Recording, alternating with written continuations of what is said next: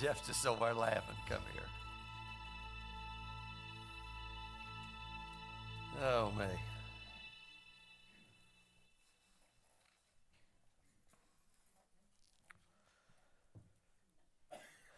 What can you do?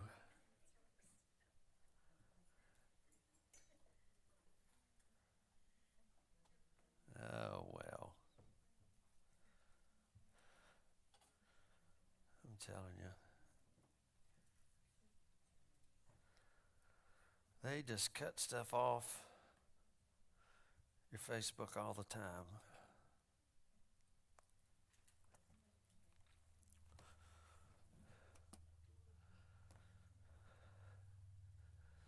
All right.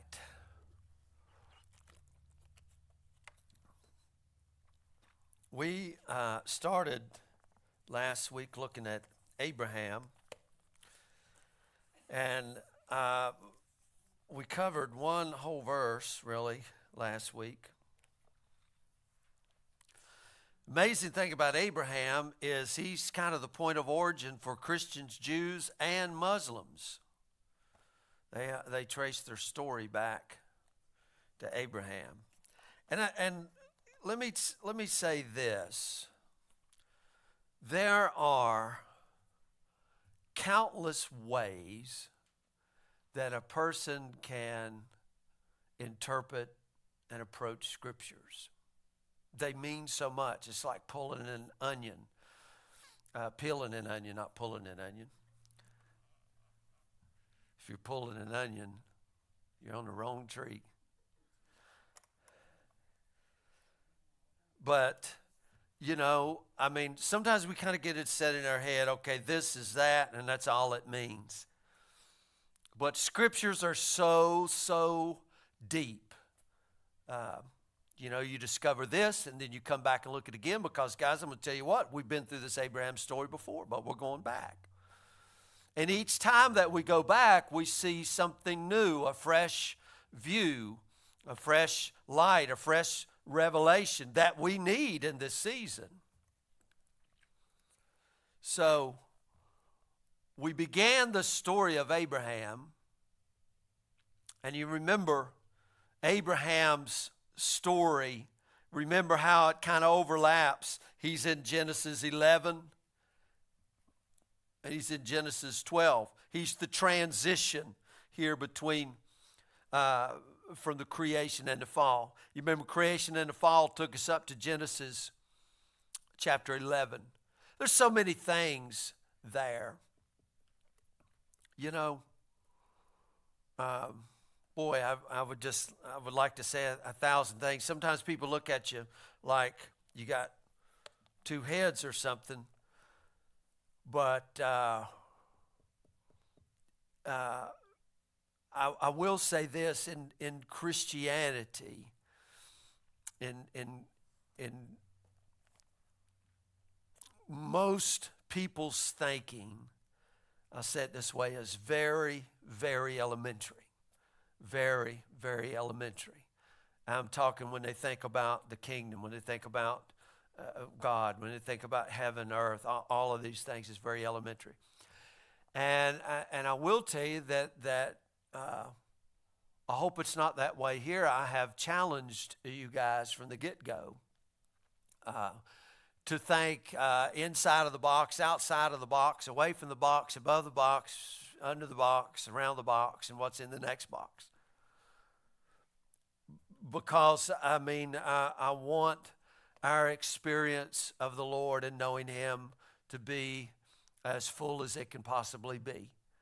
And the more it is, the more that you can get through the times that we go through. So, God in Genesis 11, with His call of Abraham and Genesis 12, God is revealing His redemptive purpose.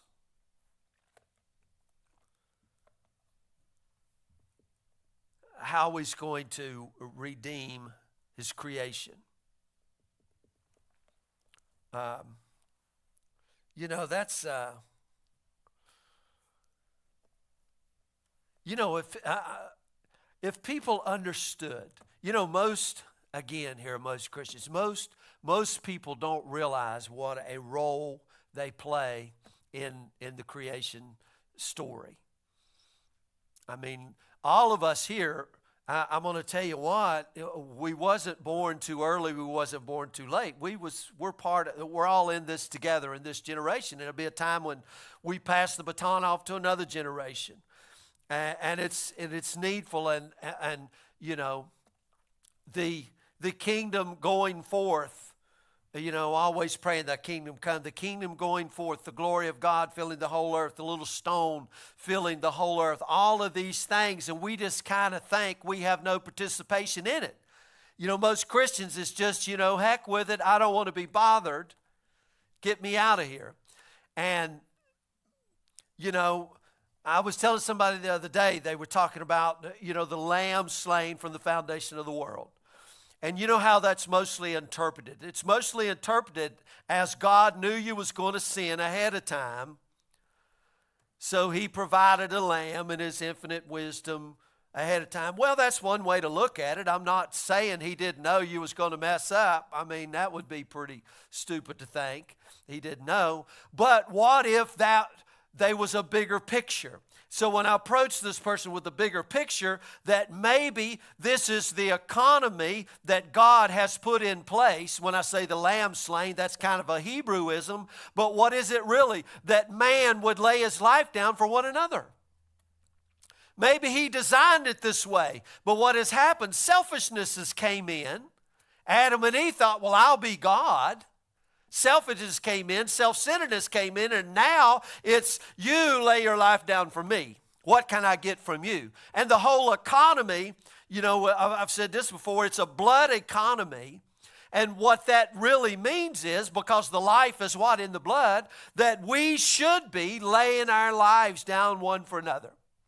Paul would bring this about in a marriage when he would say, husbands, love your wives. How? In what manner?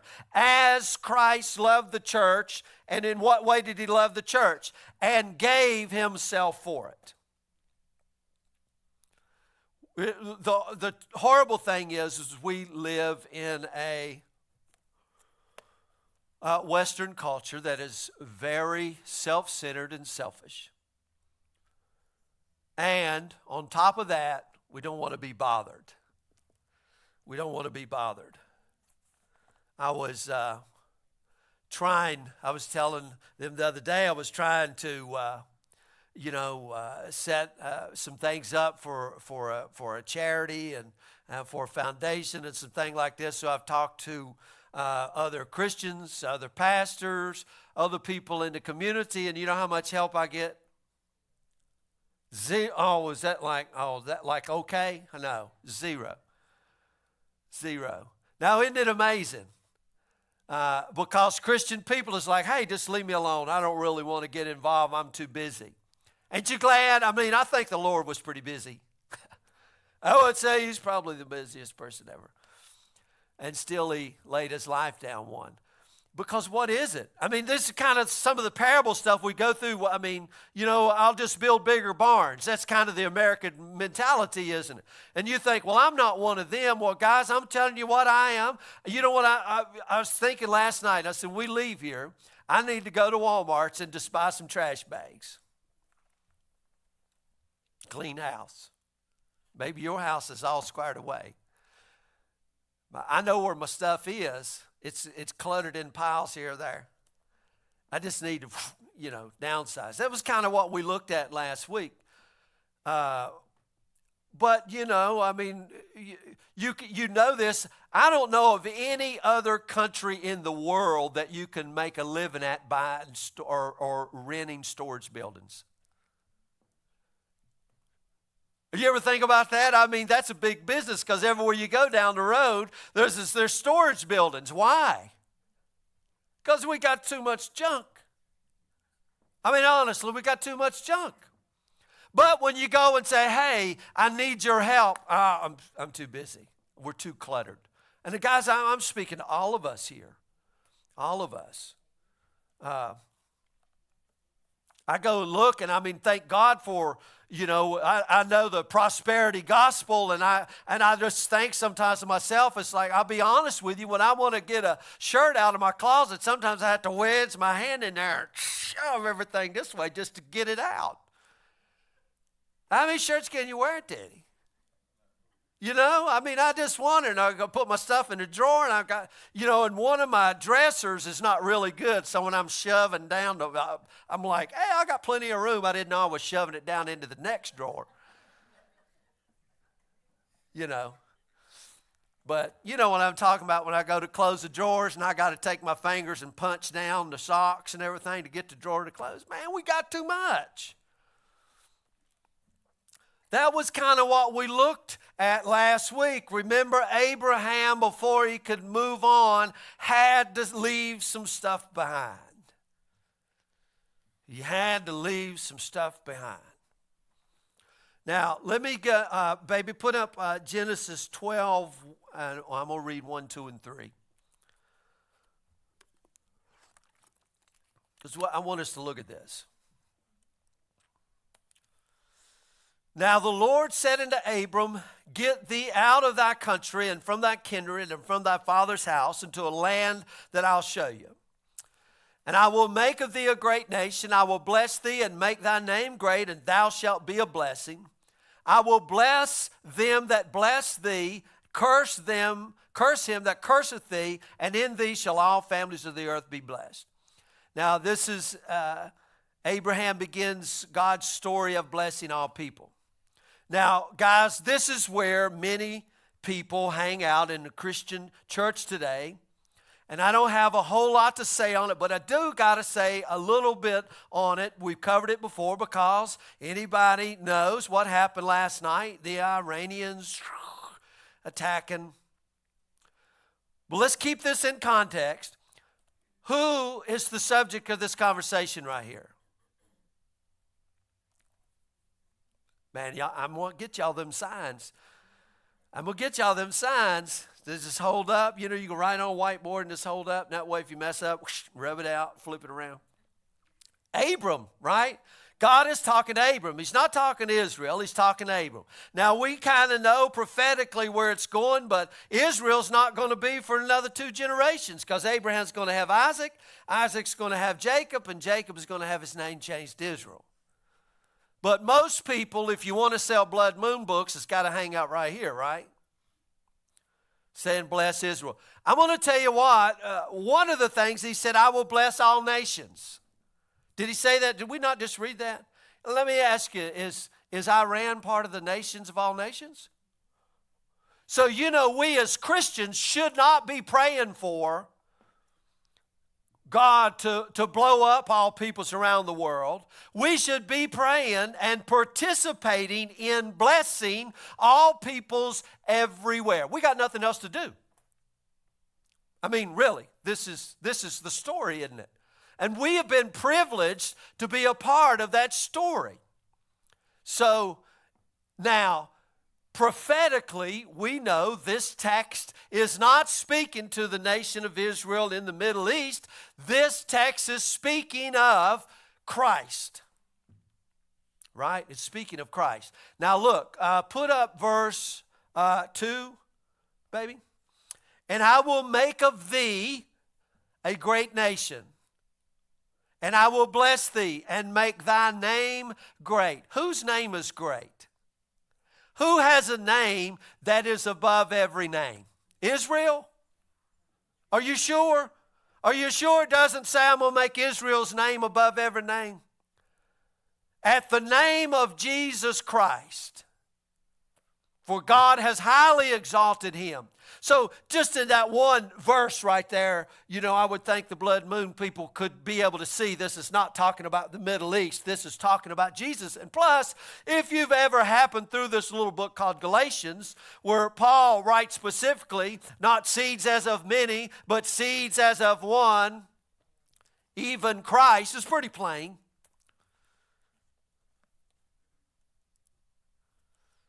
And I will add this to it, that God, some people kind of have this, that God replaced Israel with the church. That's wrong.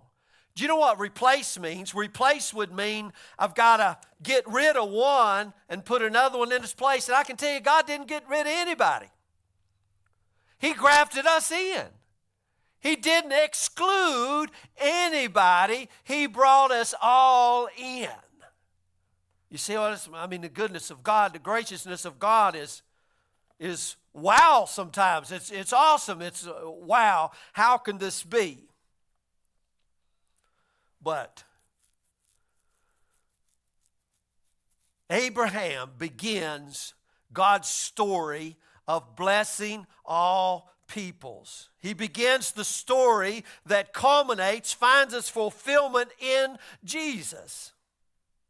It's a story of God bringing healing and hope and renewal to all things. I know, guys, and I didn't realize how much sometimes, Paul used this statement one time. He's talking to these brothers. He said, I perceive you're too superstitious. And we always, and we don't realize how much mythology, how much Harry Potter magic is kind of in our doctrines, because we just kind of believe that God walks on you, sprinkles magic dust on your, and then all of a sudden you start shaking, and then all of a sudden you say prophetic words, and now everything is great. At some point in time, God comes to you and says, William, you need to mow the grass. And you better mow it, because, But you know what? We are participating in God's work. Even in doing that, we think it's slowly and God's not there, but Christ is in you. So now mowing the grass becomes God's work and His creation. Because, hey, you come up to a piece of ground that's just full of briars and thorns and thistles, and you clear it out and you bring beauty where there was once chaos and thorns. And guys, we miss the fact that that's part of the renewal of God's planet, of God's story, and we're participating in it. But people just ride around, hey, I'm done with this pop, throw it out. Right? I'm done with this bag of trash, throw it out. I'm telling you, every time, last week we had these rains come, I could probably pay this church building off going up through I don't even have to go through the ditches. Just go in the road and get all the cans out of the road that washed out of the ditch. It's amazing. But see, and guys, this is the mentality of America. I'm out of here. I have no, it doesn't matter if we wreck the planet. It doesn't matter if we just tear up and whatever. I'm out of here. Heck with it. God hates it all. No, God made it all. God said it was all very good, and we fell and messed it up, and now you and me get to participate in bringing God's blessing to everything. I'm telling you, I know it's crazy sounding, but I don't even believe we should mistreat animals. Y'all with me? I mean, honestly, I know that we go hunting, but there is something to that of keeping the herds at the right level, because if you've been going down the road and hit a deer and hit 2 or 3 or 4 or 5, and they get overpopulated, so there is a system to the whole thing. And when it's all out of whack, then you got bears coming on your porch, don't you? You would have thought a long time ago, you go your whole life and never see a bear. And now, I see one at the high school to Richlands crossing the road. And I'm thinking, tardy. It'll get to class, buddy. So we get to participate in this. But this is the beginning of the story.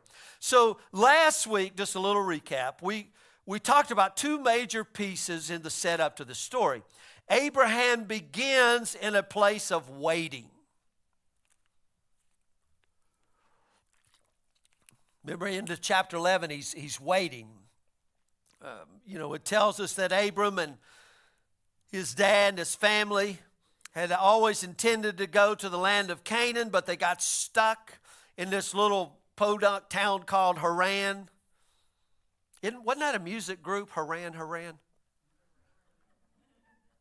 See, I just told how old y'all was. Because, yeah, Kayla, she didn't say a word.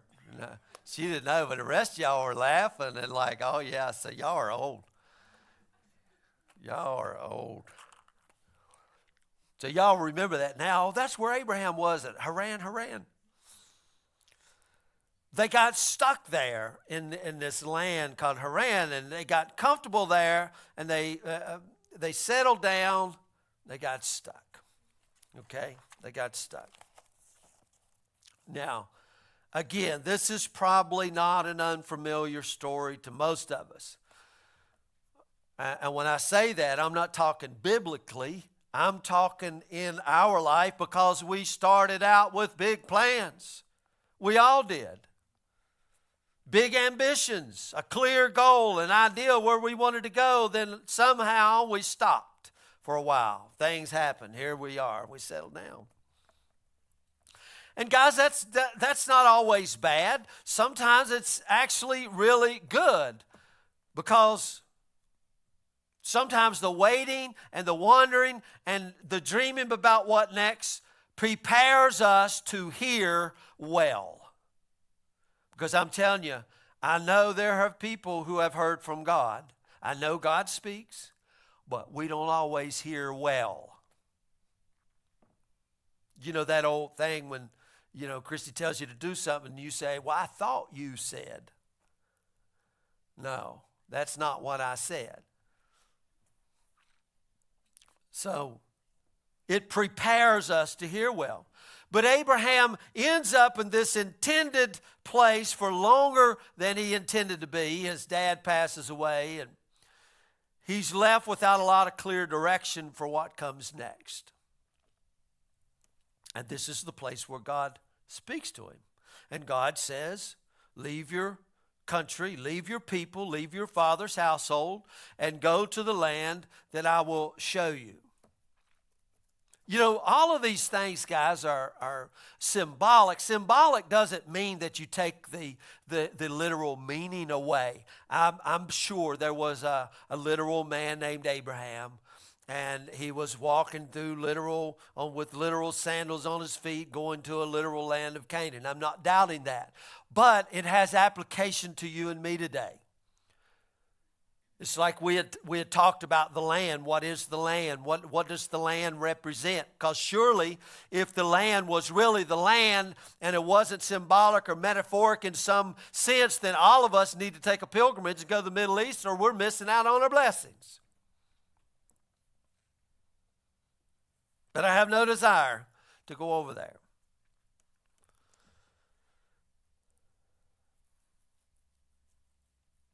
We spent last week talking about the yes and the no of life. With a good yes comes a good no. When you say yes to your wife, you're saying no to every other potential relationship that you would ever be involved in. A good yes has to be accompanied by a good no.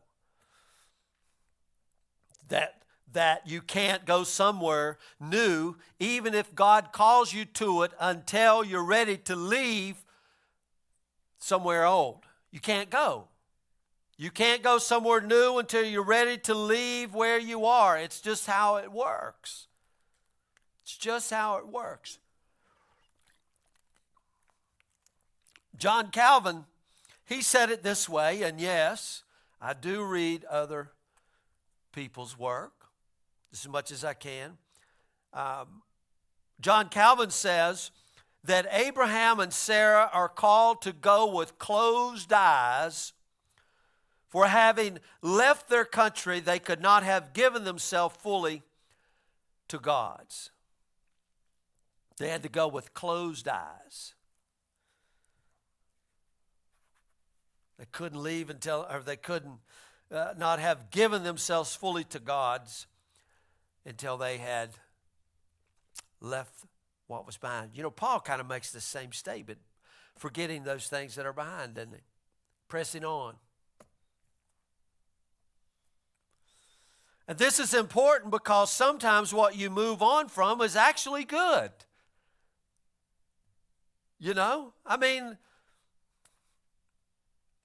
if we would go and just look at scriptures for a little bit, is the law bad?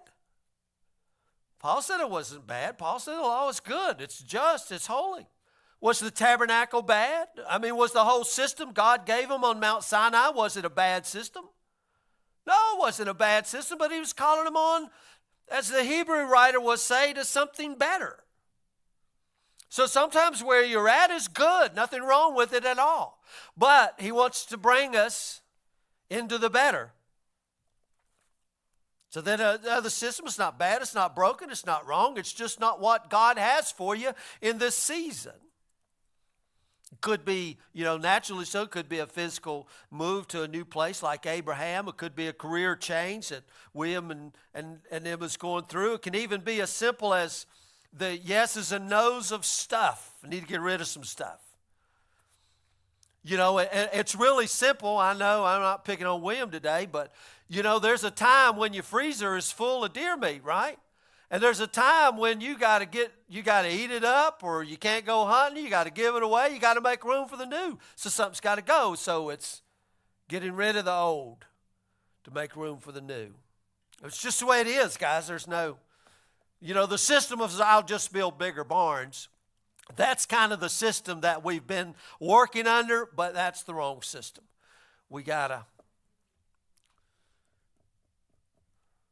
Now, we spent all last week on that because a lot of time our relationship to stuff in our culture is just a symptom of how we approach life. We want more and more and more and more all the time. We gather it up like hoarders. You remember those famous 3 words I gave you last week? The most dangerous 3 words in American people's mindset: just in case. I know the handle is broke on that rake, but just in case a short guy comes by and wants to help rake the yard, just in case. We have this crippling sense of FOMO. Have you guys ever heard of FOMO? FOMO. I learned this in crypto. FOMO, it's the fear of missing out. Fear of missing out. Oh my God. Teenager, oh man, we got to try everything. Fear of missing out. That approach ends up leading to a life where we never take any new opportunities if they ask us to, because we never leave something behind. Because it's just too scary if we do that. We end up missing out most of our lives. Nobody wants to miss out on anything. We want to try it all. If somebody comes to you and says, hey, would you like a Coke? Then that's a pretty easy decision.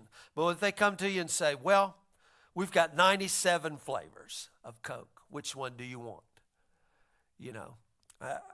I seen a lady the other day with a kid, and here's the thing.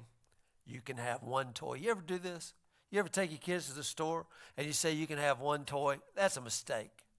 That's a mistake. You might as well just plan on living there at the store, because that decision is going to change. It's too much. I'm FOMO. I might miss out. I know this toy looks great, but this toy looks good too. And then that toy looks good. And then this toy looks good. Can I just have 2? If I have 2, I'll never ask another thing. And that we kind of have that in our life, the fear of missing out. We don't learn to leave some things behind. Leave some things on the shelf. If you don't learn that, then you're never experiencing what God has for you in particular. Because there are some things that He wants for us. But we got to leave some things behind. So I don't think it's insignificant that the first thing God says to Abraham when He calls him is, leave your country, leave your people, leave your father's house, leave what is familiar, because I've got something new and beautiful in mind for you. There are times that we need to leave things behind and move towards the new. Now, guys, that was last week. This week, I want to talk about the difference between direction and directions. because we get caught right here in this. I started to bring a cake box, to make a cake out of. Because you know what's on there? Directions. It tells you exactly how to do it, don't it? I buy these little meals I cook my supper with, and it'll tell me, pull the plastic back. Huh? Preheat the oven, or, microwave on an 1100 watt microwave for 5 minutes. Stir, then heat again for 1 minute. Caution, contents will be hot. So directions and direction. So we left off with Abraham having been called by God to leave his country, go somewhere new. We've already read those verses 2 and 3 there, where God makes a promise to Abram. And he says he's going to bless him, he's going to bless his descendants, and they're going to become a great nation. But the reason for that blessing, God says, is that Abraham will become a blessing. Abraham will become a blessing. People go to church today to get a blessing, and we miss it. I'm going to make you the blessing. Wow. That takes some maturity right there. Again, we know the story. We've heard it many times, very familiar, but it's a good reminder that all blessing comes with responsibility. Boy, that's the thing we don't like, isn't it? Responsibility. This is the thing that used to kill us where we would go, because it was like, I have no responsibility. I'm carnal-minded. So I can say what I want. I'm into carnal mind, and it doesn't matter. I'm not responsible. That's hogwash. We're responsible. At the same time, you and me, we forget sometimes, we don't need to feel guilty about being born in the USA and all the advantages that come along with that, because we are greatly blessed just for the privilege of being born here. I know we talk about the border. They're trying to get here. Guys, we were born here. You're a citizen and you did nothing. We threw more groceries away this week of wasted food. We could have probably fed 100 families. But that's where we are. But now we don't need to feel guilty about that. But we do need to feel the weight of responsibility to turn that into blessing and good news for others, because that's just how it works. That's just how it works. And here's why guilt is not a good motivator. Listen, hear me well. Guilt is never a good motivator. Because when guilt makes you do something, even if you do something good, then it's fundamentally a selfish thing. You feel guilty. You don't like feeling guilty. You don't like feeling this way, so you do something that makes you feel better for a time. That's not what God is looking for in this story. God doesn't bless Abraham in order to make him feel guilty.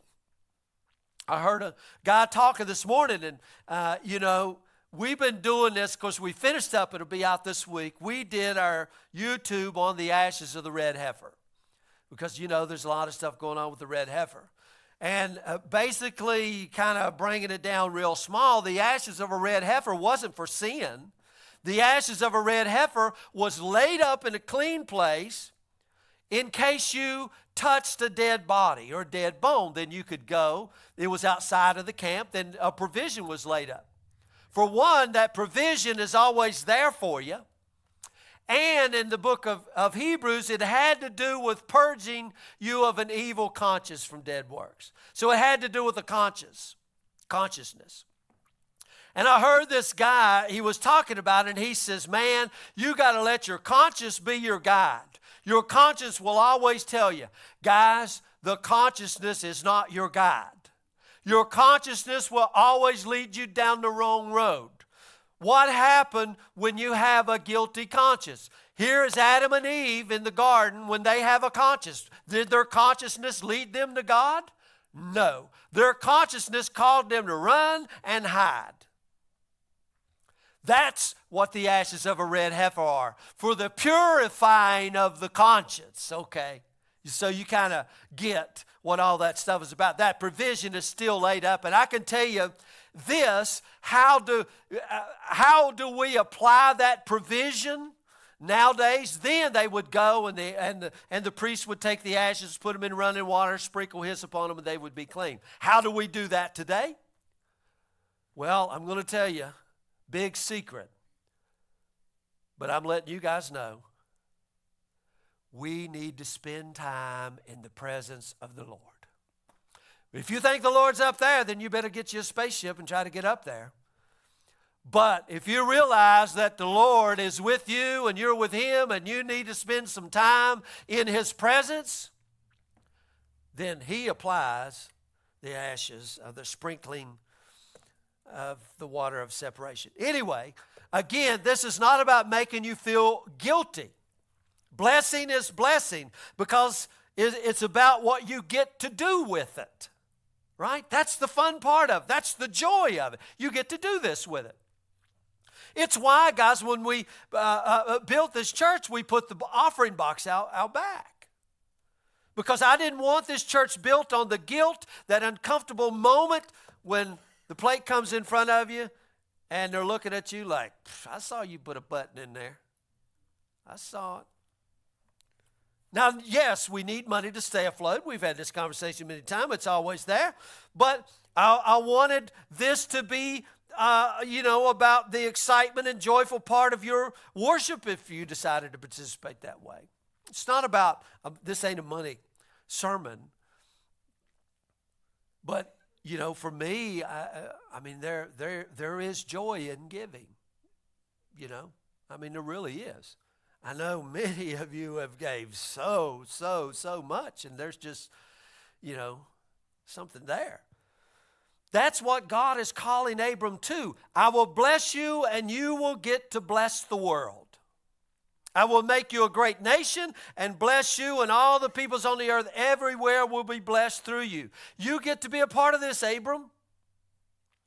So now let me read verses 4 through 9. I'm going to read this out of the NIV. If you could put it up on the board in the King James, but I just want to kind of get a little bit of this in a little different language. So, verse 4, so Abram went as the Lord had told him, and Lot went with Abram. Abram was 75 years old when he went out from Haran. He took his wife Sarai, his nephew Lot, and all the possessions they had accumulated. Important, all the possessions they had accumulated and the people had acquired in Haran, and they set out for the land of Canaan. They arrived there. Abram traveled through the land as far as the site of the great tree of Moreh at Shechem. See, I wanted to put that up because that's really in the Hebrew text, but it's not in the King James. At the time the Canaanites were in the land, so there was other people there. The Lord appeared to Abram and said, to your offspring I will give this land. So he built an altar to the Lord who had appeared to him. From there he went on towards the hills east of Bethel, pitched his tent with Bethel on the west and Ai on the east. See, y'all thought Ai was a new thing. It says Ai right there, but it's Ai, really. See, Ai's been around a long time. Everybody's all worried about it. There he built an altar to the Lord and called on the name of the Lord. Verse 9, then Abraham set out and continued towards the Negev. It says to the south in the King James.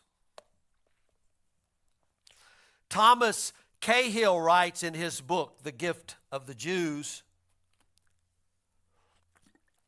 Abraham went. King James says he departed. He says Abraham went are two of the boldest words in all of literature. They signal a complete departure from everything that has gone before. Out of ancient humanity, which knows in its bones that all striving must end in death, comes a leader who says he's been given an impossible dream, a dream of something new, something better, something yet to happen, something in the future. In every other ancient society, probably not so ancient, Abraham would have been given the same advice. Do not journey, but sit tight. Compose yourself by the river of life. Meditate on its ceaseless and meaningless flow. But Abraham went. That's a big thing, guys. It's big. The realization that Cahill's making here is that this is more than a move from one town to another. This is a significant investment in belief in the future that Abraham is showing here.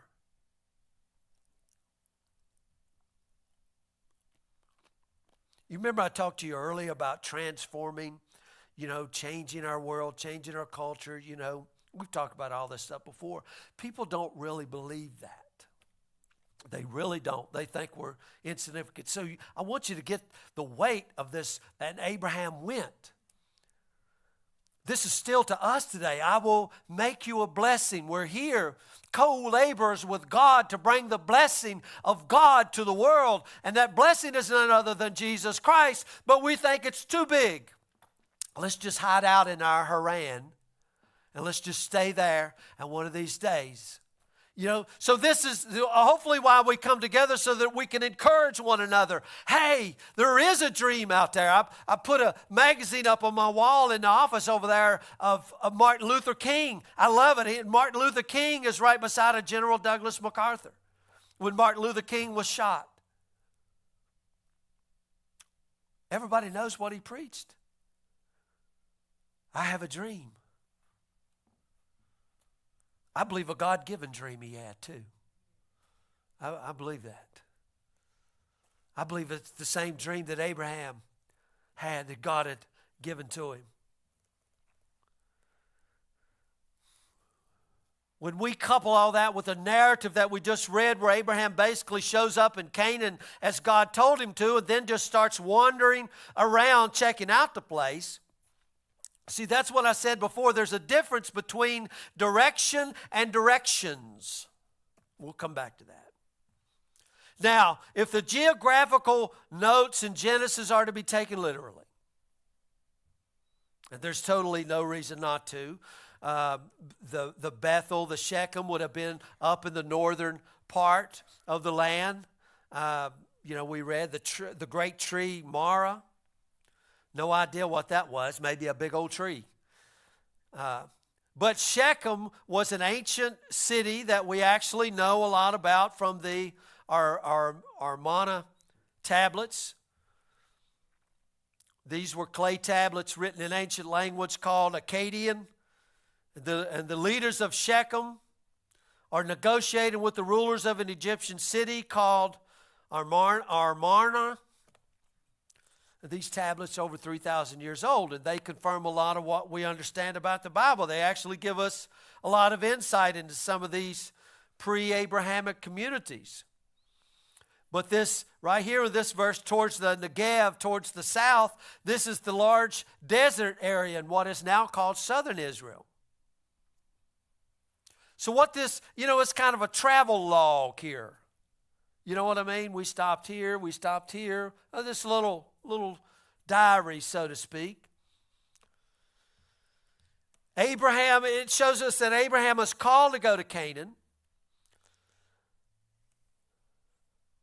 But that doesn't mean that God has laid out every step along the way.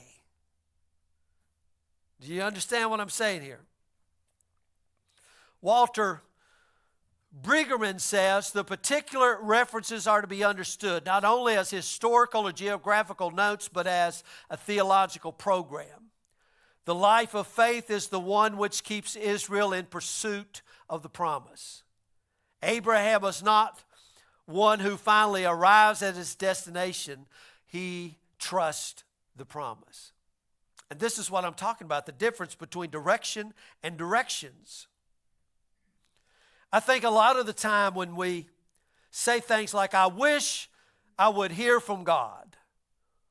Or we read a story like Abraham, we say, I wish God would speak to me the way he spoke to Abraham.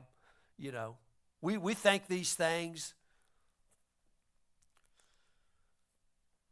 And I think what we really mean is not so much that we want direction to head in like Abraham, as much as we want directions about how to get where it is we already want to go. You know, those directions on the cake box. Brueggemann says that Abraham's journey is a challenge to settlement, a challenge to security, challenge to placement. And I think those are the things that we're exactly looking for when we want God to speak to us. We want him to make it secure for me, make it settled, make my place secure. Tell me every little detail. Tell me exactly where to go. I want you to go 4 steps this way. Stop, 1 step to the left. Okay, good, I've arrived at my destination. I mean, we want this, right?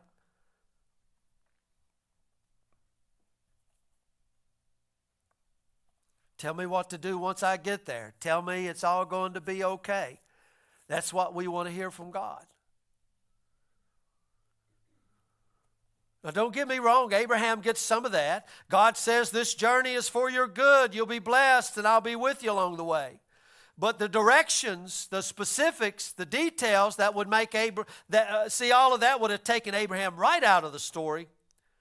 The details would have it would have relieved Abraham from making any decisions, any choices along the way. That's just not there in the text. Abraham, go to Canaan. What do I do when I get there? I don't know. You'll figure it out. I'm telling you, this is a lot of the way we think. God is going to send us a text message with detailed information, or send us an email, step 1, step 2, step 3. I kind of, I remember this guy used to tell me one time, he said, you know how I read the Bible, Brother Jimmy? I said, I don't know. He said, I just drop it. What page it wants to, that's what God wants me to read. I said, well, that's one way. That's a way, I guess. Again, I would say maybe you're a little too superstitious. Listen, guys, I don't know about you, but I'll just throw this out there. I know as we encounter situations in life, I know every situation we will ever encounter is in the Scriptures. So I will go and look and see, hey, I remember so-and-so was in this situation. What did they do? What did they pray? How did God deal with them? I'm telling you, all week last week, I almost shut everything down, and I was thinking about Greg and his wife and the family and all of that stuff. I'm looking in the Bible. I know you're not supposed to. Well, you're going to come before great men, and God will give it to you. Well, sometimes that happens, but for the most part, we need to study to show thyself approved. We need to do so. I'm like, God, give me something. I don't know. Give me something. I'm looking. Give me something. Friday night. Why does God always wait? Why couldn't he do it Tuesday?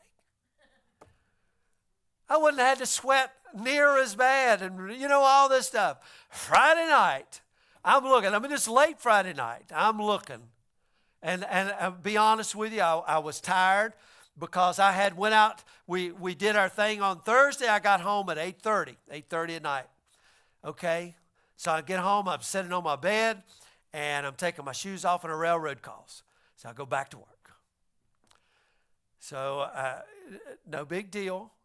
So I get home, and I'm thinking, okay, we have this hours of service. I got 2 hours left. 5:30, they call me again. So I'm thinking, hey, this will be cool. I can go back to work, and then I'll be off all day. So I go to work. It's raining and all this, and really I didn't do nothing. I go in, I report, yep, the rocks fell down. They're blocking the track. Call the people so they come. I go home. I think I'm going to get some sleep. Everybody in Tazewell County wanted to call me. I called Gary, my cousin, the other day, and I kept calling, and I said, man, I couldn't get a hold of you. He said, I had the phone off. I said, how am I supposed to disturb you if you have your phone off? He said, that's why I turned it off. Maybe you should do the same.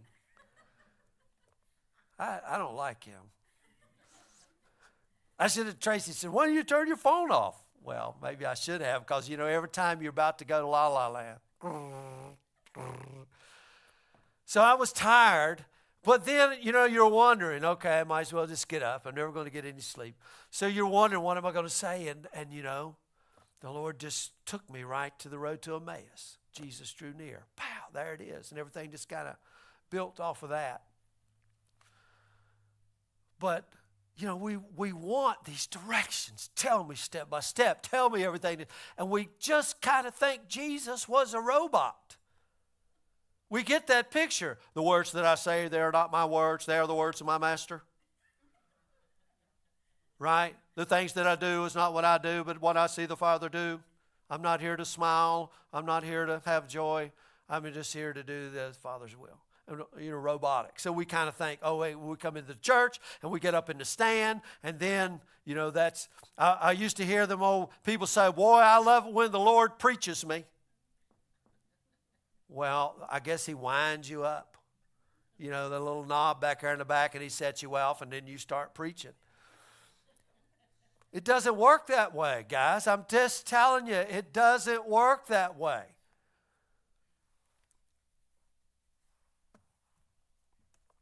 Go to Canaan. You'll figure it out. God says, here's the direction. Go that way. But when Abraham gets to Canaan, he's got to look around. He's got to decide where he wants to settle. He's got to figure out how he wants to relate to the people who are already in that land. I mean, this is a story about faith. But it's not a story that removes Abraham from the place of making real, meaningful, sometimes hard decisions about life. It doesn't really matter what you think you're called to or what it is that you do for a living. There are still all kinds of choices you have to make for yourself. And they're hard and they're scary. Trust me, guys, I have been in all kinds of different situations, coming out of high school, going into the Marine Corps, and then working on a railroad for 33 years. I'm telling you what, there are some people that I've worked with that will not do one thing unless you tell them. When I say one thing, I mean grab the nail. Grab the hammer. Insert nail on board. Strike, hammer. Have you ever been around people like that? And then, if you don't say that, here they are. Well, you didn't tell me to hit it. Now, those people kind of drive you crazy, but we bring that over into the church. And it's like, well, my gosh, God didn't tell me. He didn't tell me. If God wanted me to go to church this morning, he'd have told me. He would. I'd have been going to somewhere, and I'd have got a text, go to church. I mean, do you know that when you plant a church, I would like to think that we planted this church. I'm thankful for that you and I have got to participate in this thing that I'm thinking is growing and growing and growing. And I'm telling you, I was watching the other day, and I just kind of sharing this with you, because normally the videos get, I know, see the Holy Ghost get on me? Did you see that? Cat-like reflexes. Yeah. Y'all didn't know that I went to ninja training school, did you? Yeah. If it had landed on me, I'd have just fell out in the spirit. That'd have been it. Did you see that thing up here, Jeff? Was that what you was trying to warn me of? I thought Jeff was getting happy. Oh, yeah. Oh, man. I don't know where he went. He went on Jeff's side. Yeah. My goodness. What are we talking about? Abraham. Yeah, Abraham. Yeah.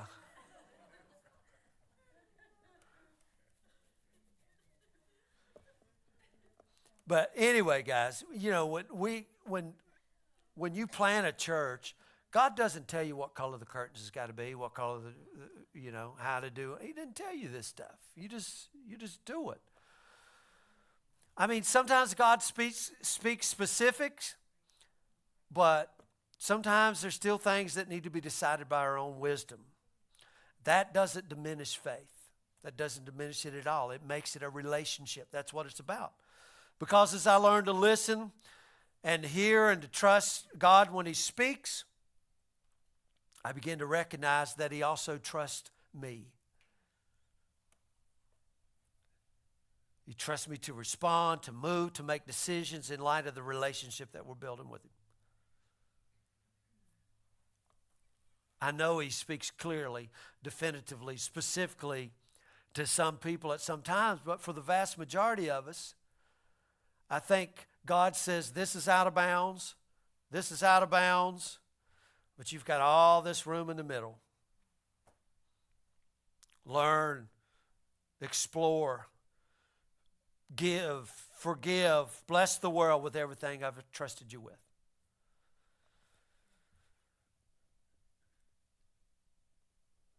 Having a direction in life is not the same thing as having every step laid out for you. It's not directions. In fact, having a direction in life, really and truly having direction, you know you're supposed to go, this will require more hard decisions, more choices, more investment. This is what makes Christianity so different from all the other religious traditions.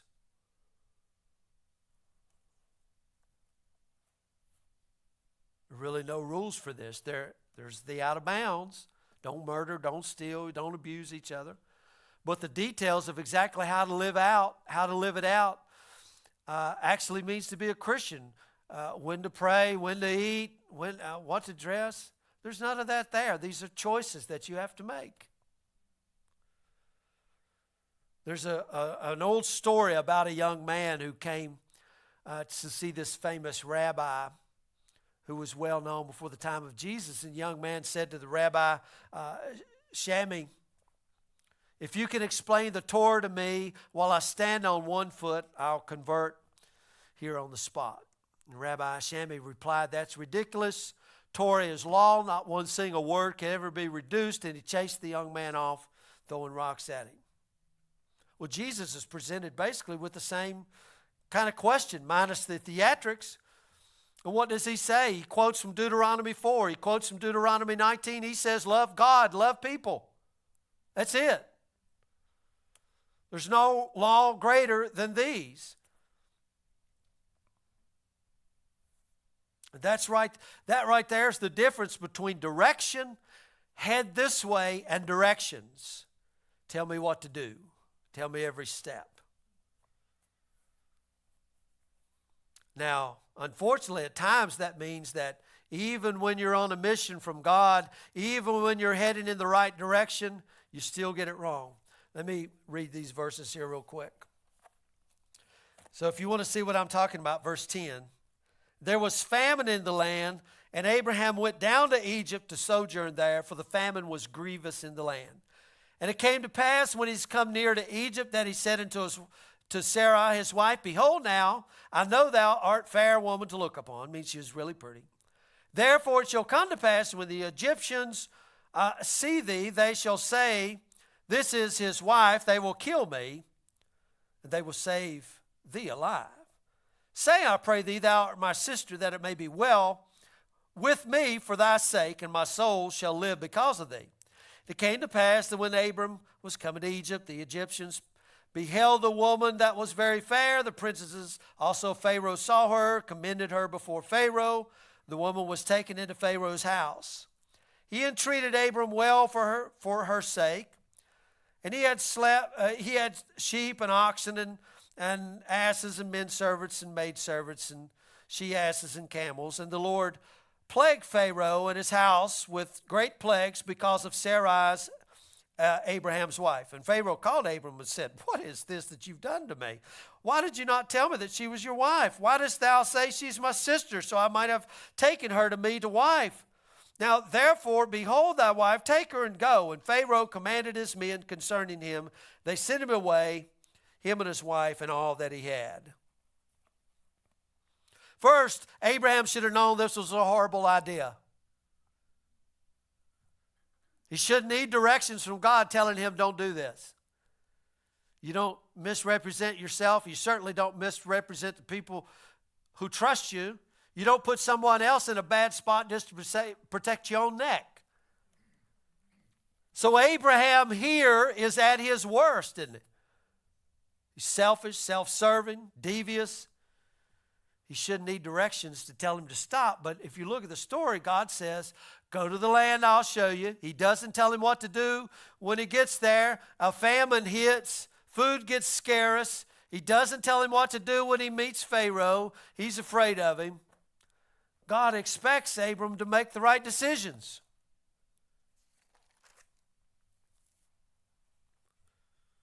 God calls Abram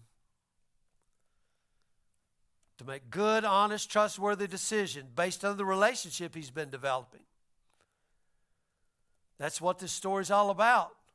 Now, you can argue that God is in the background here protecting Abram and looking out for him, making sure things turn out good, and I mean, that's true.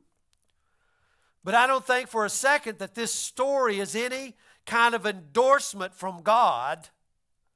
In fact, the way that the story is written, it seems to be foreshadowing the Jews going down in Egypt at the end of Genesis and ending up slaves in the book of Exodus. And you know, anybody that reads these stories, everybody knows that Pharaoh's the bad guy in the bigger story. You're supposed to read this story and think, "Oh my goodness, Abram, how can you be so dull? How can you be so dumb? I mean, you're telling me Pharaoh has got better morals than you?" And if you read the story closely, God doesn't need to tell Pharaoh that adultery is wrong and you shouldn't pass your wife off as your sister. He doesn't need directions. Then why on earth does Abraham need them? And also we should notice Abraham's told to go to Canaan. When he gets there, there's a famine. This is one of the things when I see this bigger picture, when God blesses you, when you have a blessing, where do you think he's going to send you? God blessed me, sent me to Hawaii. I question. I've watched this in the pastoral things. Oh, God has really blessed me. And again, I know this pastor. He's praying and praying. He pastored this a pretty good sized church, and then all of a sudden now the Lord is blessing him to go to a bigger church. And now the Lord is blessing him to go to a bigger church. Now the Lord is blessing him to go to the biggest church around. And I said, really? I think the Lord might have sent you to that church over there on Jewel Ridge that had 4 people that ain't had a pastor in 4 years. You see what I mean? We like the other story. Not the one that requires, but the one where I get. But when we read this, we should notice Abraham is told to go. He gets there. There's a famine. He goes to Egypt, passes his wife off at his sister, completely misses the mark, and yet somehow ends up with all kinds of sheep and donkeys and cattle and slave. For him, it's like hitting a lottery. Can I suggest here, just because things are hard doesn't necessarily mean you're in the wrong place. Sometimes the right place is the hard place where it feels like famine. That's where God had called Abraham to go. On the flip side is that just because things turned out well in the end doesn't necessarily mean God is pleased with how you got there. Now, God is gracious, God is forgiving, God welcomes us back every single time. But if we start to assume that the ends justify the means, that our privilege, however we got it, whoever we took it from, is somehow God's will for us, then we've missed the story. Jeff, I got about 5 minutes, buddy.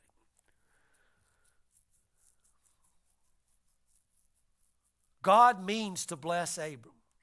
He told him that. But mistreating his wife, misrepresenting himself, this is not how God wanted to do it. We'll start to see this more and more as this story develops as we work our way through it. Abraham at this juncture is not in tune with God. I don't know, sometimes we got to tune our instruments if we want to play together, make sure we're all on the right tune, playing in the right key. Abraham is out of tune. But slowly he becomes more and more in tune with God who speaks to him. I can tell you right now, when I'm talking about this in tune, again, a husband-wife relationship is a great way to do it. I could promise you, even now, Tracy and I could go out to eat, and she could say, I got to go to the restroom, order for me, and I could get her order right. All I have to do is order chicken. I'm going to be right, ain't I, baby? Huh? This is going to be a long day. A long day. Yeah. But you know what I mean? But there's a time when you don't know that. You're out of tune, right? But as you become more in tune, now I want you to know this Jesus wasn't a robot. He knew the Father. So there are times when William could answer for Christy because he knows what she's going to say in this situation. So there are times when Jesus can say something because he knows the Father and he's not waiting, oh Lord, I don't know what to say in this. Father, you got to tell me. Oh yeah, God said. No, because there's a relationship there. Right? That's what we're talking about. So slowly he becomes more and more willing to give things away, to put his own self at risk. And yes, he continues to make mistakes. In fact, he's going to make the same mistake with his wife again here later in the story. I wonder how that conversation is going the second time. But slowly, as we watch Abraham grow, we watch him mature, he becomes the kind of person that's worthy of a calling, worthy of being given a direction to head. Someone who doesn't need to be given directions by God at every step. Because his faith becomes mature enough to work in concert with God. So maybe you've been praying for direction in your life. But maybe in the back of your mind, what you've really been looking for is God to lay it all out for you step by step. That'd be easy, wouldn't it, William? I know William was going through the very things right now. It'd be easy if you got an email from God, wouldn't it? Steps 1, step 2, step 3, step 4. Hey, blessing, go. Don't work that way, though. Doesn't work that way. If that was the case, then I would take no responsibility. I wouldn't even have any part in the story, really. Wouldn't have no pressure or no responsibility. That's not how it works, because mature faith is you and God in concert together. Even if you are faithful, you will still need to make good choices. Because you know what? William, and I'm kind of promoting William here in his new carpentry business here, plug. I need some work done, so I'm looking for a discount. So I'm like, remember William? No, but you know, even in this, we think it's all separate. But if William decides, you know what, I've started my own business, I'm going to be in the carpentry business, but you know what, I'm going to take I'm not going to work Monday, Tuesday, Wednesday, or Thursday, but on Fridays, I'm really going to get after it. I can say that either Christy's going to have to kick him or his business will go under. So he's going to have to make good choices. Now, these are God choices, and in concert with, in faith with God, even in that, because God is involved. Because through that, God can use all of this to be a blessing for others. Because it's not church on Sunday. Everything is involved. Everything. When you had to leave your job and go out, I'm looking at Denise, and go out and do your things. It's scary, and you didn't get an email from God either. You had to take, we call it this leap of faith. But when you know God, you can. Maybe you've been praying for direction in your life, but the truth is, if you're really honest about things, you already know where to head and what to do. You know where God is calling you to. You know the choices that you need to make. But you're scared to take the first step because you don't know exactly what the next step will be. That's okay too. It's okay to be scared. But again, mature faith is about you and God in concert. It's about trusting that if God has given you the right direction to head, and when you take that first step, that you'll be mature enough to take the next step. Remember, Abraham went.